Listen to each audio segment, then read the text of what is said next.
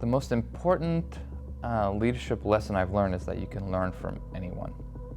A lot of times we think that leadership is a group of people or a person, and the truth is leadership is a shared responsibility, and God made us in such an amazing way where we can truly learn from each other regardless of who that person is.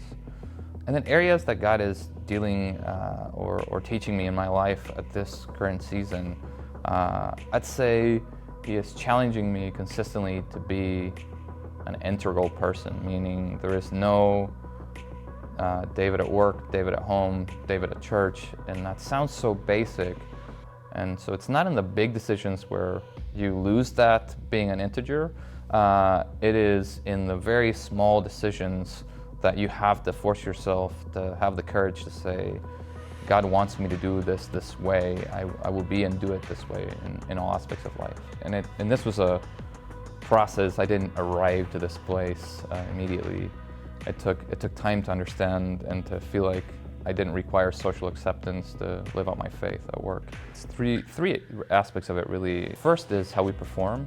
Our performance a lot of times is what opens the door to others being interested and them understanding there's something different about us. So I see our output and our performance as the first way in which we live out our faith. Secondly, I think it's the standards at which we set to ourselves. So a lot of times work will require us to have legal standard clearly. Hopefully nobody wants to end up in jail. An ethical standard, which is where a lot of the gray area exists and legal has been crossed. And then there should be a spiritual standard that sets us apart. And think a lot of how we live out our faith and the behavior that we exhibit has to get to that place where legal and ethical are way behind us, and we're at a place where the spiritual domain is helping us make decisions that become more complex, more about relationships, more about how we set people, interact with people. And the last thing I think is about where do we find refuge. Life is really messy. You end up in situations that you didn't think were going to work out the way they did, or projects that failed, or entire businesses that failed. And everyone around you will look for what is the thing in which you find refuge and how is it that you can cope with it. But probably the biggest learning I have from failure is that it is not final. It is not how the book ends. It is not what defines your life.